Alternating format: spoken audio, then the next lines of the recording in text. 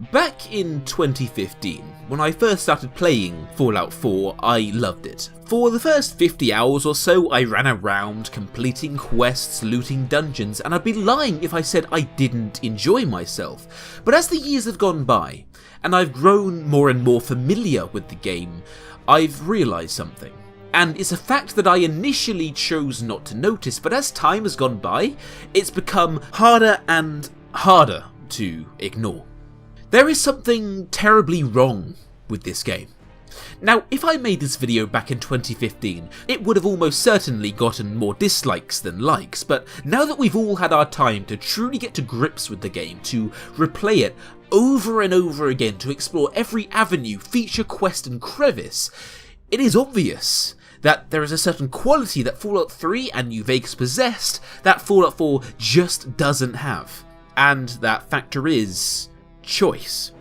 Now, when it comes to these videos on YouTube, it is easy to just slate a game and rant on and on for half an hour about its various flaws, but today I want to try and do something a little different. I want to suggest a few ways in which the game could have been made, and not so just that we as a community can help realise why Fallout 3 and New Vegas were so great, but also so that if a developer from Bethesda is watching, they might get at least some inspiration for the next entry in the series, so that Fallout 5 can truly be the incredible game we all want it to be. Now, firstly, I want to prove the fact that the element of choice is the reason this game has such poor replayability, and I feel there is no better way to do that than by comparing the respective starts of Fallout 4 and Fallout New Vegas. I'm going to make a sketch for each game. Each line represents a choice the player can make. The green line represents Fallout 4, and the red line represents New Vegas. So at the very start of Fallout New Vegas, there is a quest where the town of Goodsprings is being harassed by a gang of raiders. Now, right off the bat, the player is presented with two choices: either side with the raiders, or side with the townspeople. In Fallout 4, in the very first quest, the Minutemen are under siege in New Concord, where a group of raiders are trying to kill them. When you enter the town, the raiders are automatically hostile to you. They will shoot on sight no matter how you approach. You are forced to side with the Minutemen. Now, in Fallout New Vegas, if you choose to side with the townspeople, it's your responsibility to round them up and prepare them for the raider attack. You have the option of immediately getting straight on with it, or there are multiple optional quests you can do to prepare. You can talk to the local town leader and convince her to join the fight. You can speak to an old miner and convince him to give you his dynamite. You can go to the doctor and ask for supplies. You can go to the general store clerk and get a set of armour. There are a great many ways in which you can go about preparing the town for the upcoming fight. After it's all over, you get a discount at Trudy's bar because you're such a swell guy. This is where this branch of the questline ends. In Fallout 4, once you've made your way to the Minutemen, they propose a plan where you grab a suit of power armour on the roof and repel the raiders. So in the dialogue, when you're offered this task, you have four options, one of which is to ask a question, so really there are only three options. One of which is to suggest that you're not exactly enthusiastic about it, which isn't a choice at all, so really you only have two options, yes or no. When you select no, the option that very clearly says, "I refuse this quest," Preston will moan at you, and then you are given the quest to go to the roof anyway. The game totally ignores your choice and makes you do the very thing you just told it you don't want to do. So this is what that looks like on the sketch. So, speeding up a little bit. So in New Vegas, if you choose to side with the Powder Gangers, you're made to kill Bringo, then prepare for the attack on the town by getting Joyce and the Doctor, or getting armour off that prick at the general store. You can of course launch the attack immediately, but no matter what the optional quests you do, the outcome is always the same, where you kill the townspeople. At this point, Joe Cobb, the gang leader, tells you to go to the prison he just broken free from to meet the other Powder Gangers. Upon doing so, you're given a quest by the other leader to quote-unquote deal with a troublesome gang member that won't respect his authority. At this point, you have two options: either A, convince him to piss off out the town without firing a shot, or kill him and his entire crew. Going back to Fallout 4, once you've killed the raiders and surprise Deathclaw, you go back to the museum to be told that they are moving to Sanctuary and that you are their glorified moving van. They don't say please, they were honestly quite impolite about it, and thank you very much, Preston. But I don't want you as my companion, because you're essentially, at best, a slightly less annoying Jar Jar Binks. And thirdly, Oh, sorry guys, I got a little carried away there. Now, I don't want to bore you by going on any further, but there are 2 more quests with the Paragangers, each of which has 2 branching choices. Now, also as one final nail in the coffin, at any point in Fallout New Vegas, you can kill almost any of the characters. Honestly, Fallout New Vegas is very good for this. Almost no characters aside from children and companions are unkillable, which means you can kill almost every single NPC you come across. At the very start, if you like, you can just go and murder everyone. In Fallout 4, you cannot kill Preston, Mama Murphy, or anyone else held up in the museum, so let me just mark this little kill everyone option as a prong on your map. Now, all out the way, this is what the player choice in New Vegas looks like, and this is what the player choice in Fallout 4 looks like. Now, I appreciate that there are many people out there who love Fallout 4, but no matter your opinion, you cannot deny these 2 sketches are irrefutable. They accurately portray the cold hard fact that the starting quest in New Vegas has a wealth of player choice involved, and the starting quest in Fallout 4 has none. And really, if you were to break it down, if you removed the dialogue interface entirely in Fallout 4 so that all conversation choices are made for you, the game would be almost the exact same. If you removed the same dialogue interface in Fallout New Vegas, the game would be significantly worse for it. And that little Good Springs questline, that is just a drop in the ocean. There are bountiful quest lines, slightly less so in Fallout 3, but definitely so in New Vegas, that invite the player to make a whole series of impactful choices. A random example, in Fallout 3 when you come across Harold in Oasis who has mutated into a tree, you learn he spent the past few years begging for someone to come and kill him because he's extremely depressed. But the delusional people around him worship him as a god and think it is all just a test of their faith. You can either A, convince him life is worth living, B, go underground, find his heart and kill him painlessly, or C, you can use a flamethrower and burn him to death because, you know, you're a dickhead. This is a kind of fascinating, player-involving choice that maybe not so much has a massive effect on the rest of the game, but at the same time makes the player stop and genuinely juggle a moral question as to whether they want to convince this man life is worth living, or whether they want to use him for kindling because, you know, you don't want to ruin your negative karma streak. When I played through this quest, I spent a good 5 minutes thinking about the decision. He is a man clearly in suffering, but also dozens of people's lives revolve around him, and if he died, it would affect their lives for the worst. In the end, the thing that sealed the deal for me, I was talking to this girl when she said, well, she said this. Oh, you mean Harold? He's really nice. Sometimes when I get really lonely, I go into the grove and talk to him. Sometimes I even curl up all cozy-like and sleep next to his root after I have a bad dream. I tell him what I'm scared of, and he tells me what he's scared of. It makes me feel better knowing I'm not the only one. After learning that, something as simple as that Harold makes this little girl feel less scared and like she has a friend, that sealed the deal. Right then and there, I learned what he meant to the people around him, and I was going to make sure that he lived. And even better, after the fact, there was a whole bunch of dialogue supporting my decision where the girl called me her friend, the leader of the tribe commented on how my decisions were going to affect the tribe's future, and after talking to Harold, he finally realised that these people need him, and so as a result of my decision, he decides life is worth living.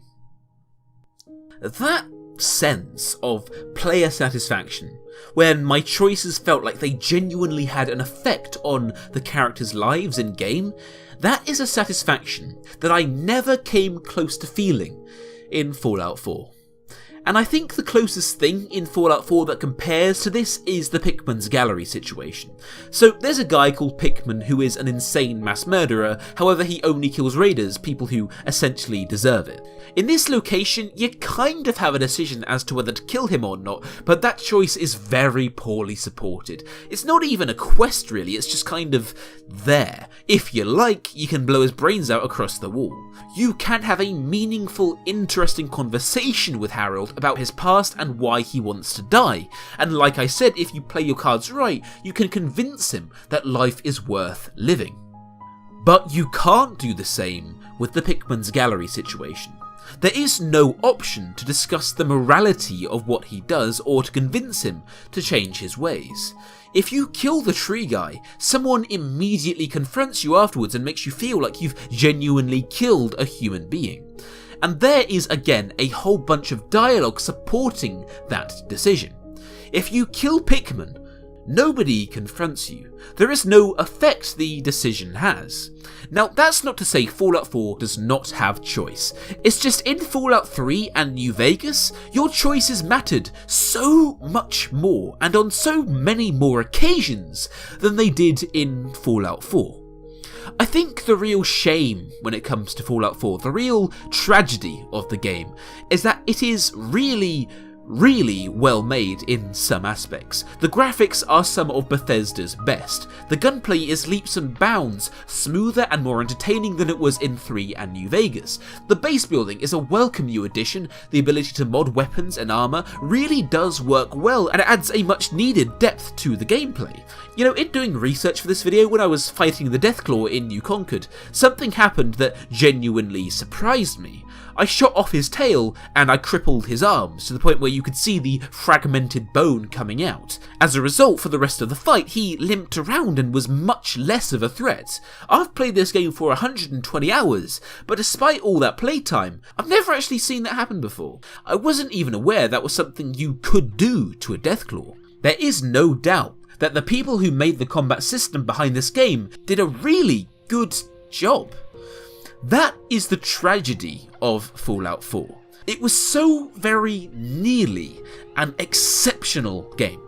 If you took Fallout New Vegas' story, characters and RPG mechanics and gave it the gameplay of Fallout 4 with the nice graphics, smooth combat and crafting systems, it could have very easily been the best single player game ever made. But despite that, 4 fails to be better because the people who made it forgot the soul of the series. They did away with the one mechanic that made its predecessors almost a decade later shine so bright. Now, all that said and done, how can we improve this game? Let's pretend for a moment that we have a time machine, can go back to 2010 and advise Bethesda on how to make this game great.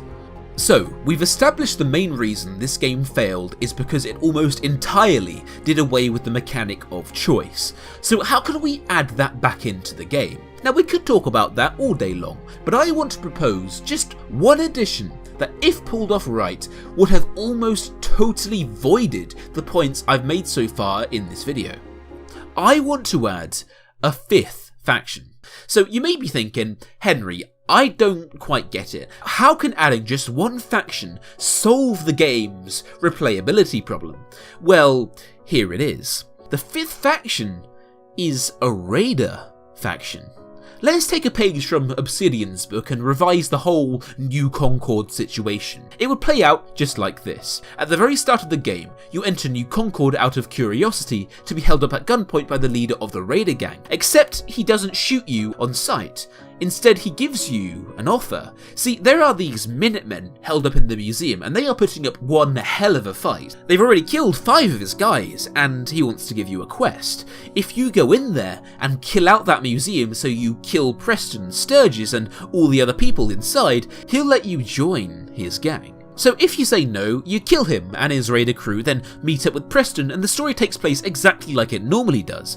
But if you say yes, this opens up a whole wealth of new possibilities.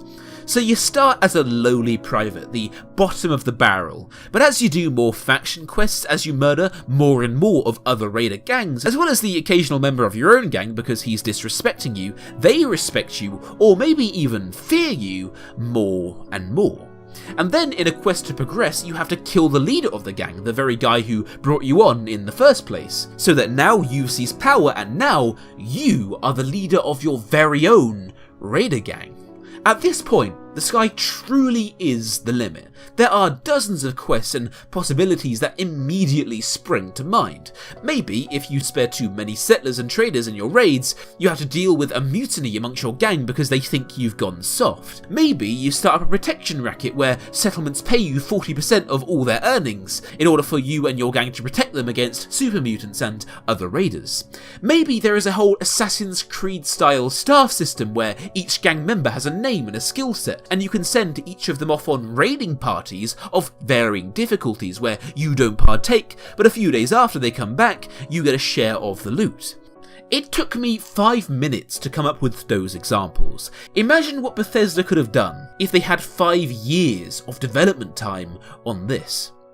But here, what I'm about to say is the piece of resistance. This one feature I'm about to suggest would have dramatically improved Fallout 4 for the better in terms of replayability.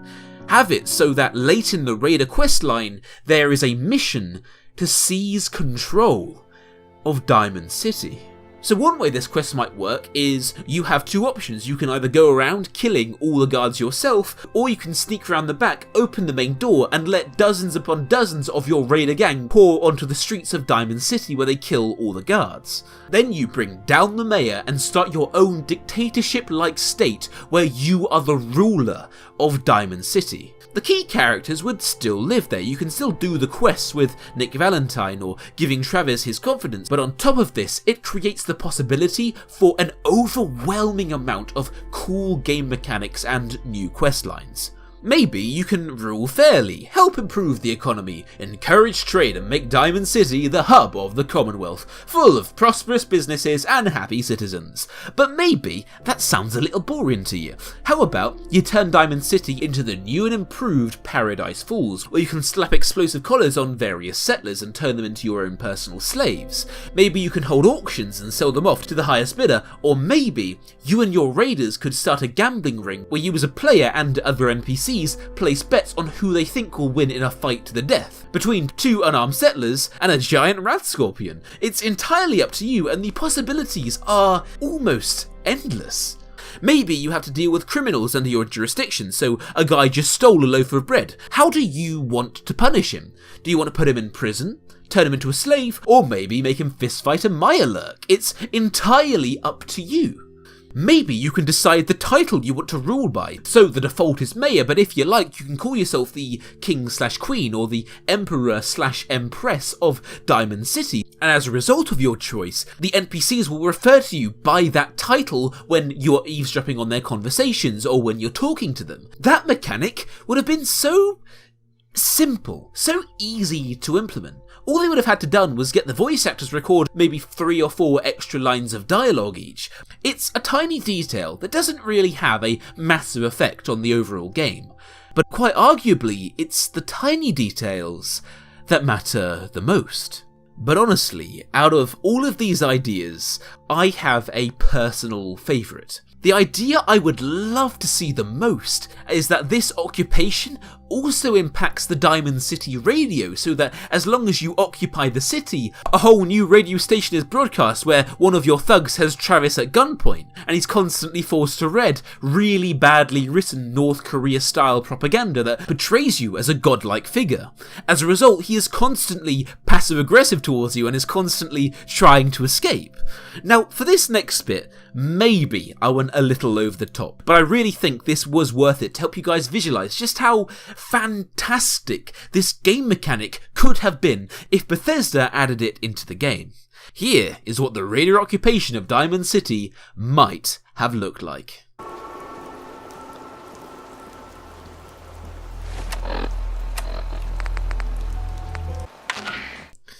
Hey guys, welcome back to Diamond City Radio. I just wanted to say it's another fine, sunny day in the Commonwealth, and who's responsible for this beautiful weather, you might ask? According to the armed thug standing next to me, it's our new, high and mighty mayor. It's Emperor. Stick to the script if you Okay, know what's good please. Oh, of course, our high and mighty emperor for For he makes the grass grow green and the sun shine bright. But if his subjects were to rebel, the winters would grow long and cold. The rivers would turn to blood, and every firstborn child will die a most... Oh my god. Are people even gonna believe this horseshit? Stick to the damn script. Okay, please. Every firstborn child will die of a most terrible plague. If Emperor is anything less than pleased by the attitude of his subjects. To challenge our Emperor's divine will is to challenge, oh my god, the word of God himself. Enjoy the music.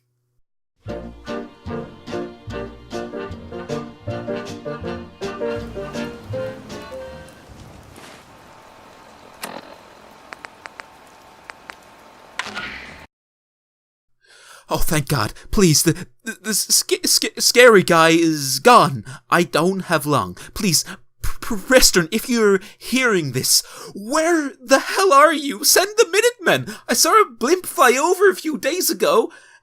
Maybe someone on there is listening?